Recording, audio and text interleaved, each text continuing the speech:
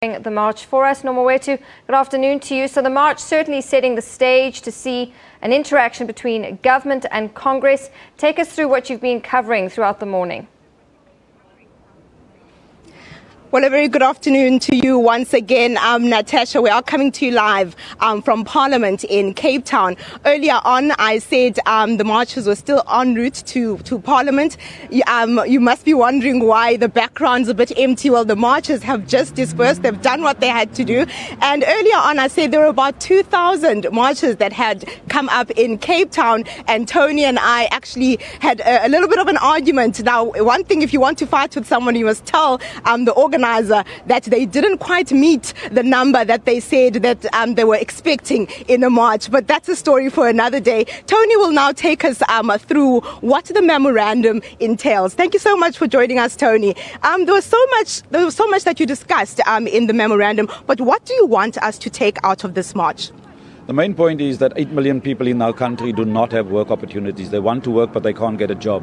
That has to be addressed. So along with that huge unemployment levels, we're losing thousands of jobs every month. That's got to be stopped. Government and the private sector must come on board and ensure that we address the question of unemployment and poverty. But we also have to address the social issues. We've just discovered that workers spend nearly 25% of their salaries on transport costs. This means that out of every month they work one day just to transport themselves to work. And this is apartheid that put them so far away from their workplaces. That's got to be subsidized by government in part. So there's a need for comprehensive policy that addresses the plight of working people across this country, because their circumstances are becoming so dire and there's growing levels of unhappiness, dissatisfaction and uprising against the status quo. Let's talk more about the national minimum wage, especially with regards to farm workers and the strikes that we've seen in the Western Cape over the past couple of years.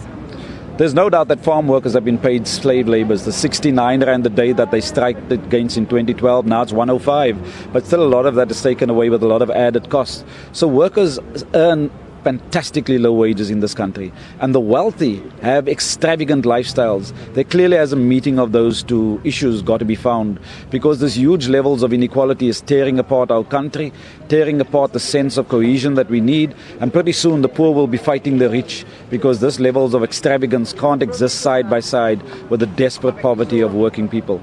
Very briefly, Tony, added value tax, what did you mean? We're going to oppose any additions to the value-added tax. We're going to oppose the exclusion of bread and other basic services.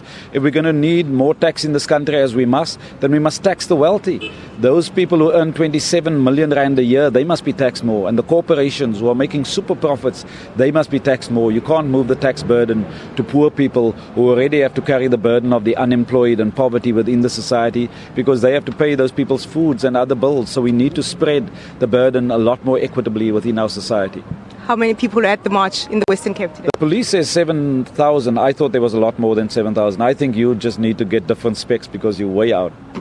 Thank you very much for your time. Well, that was Cosatu's Tony and telling us more about the march that took place here in Cape Town. Well, that's all we have for now. Back to you in the studio.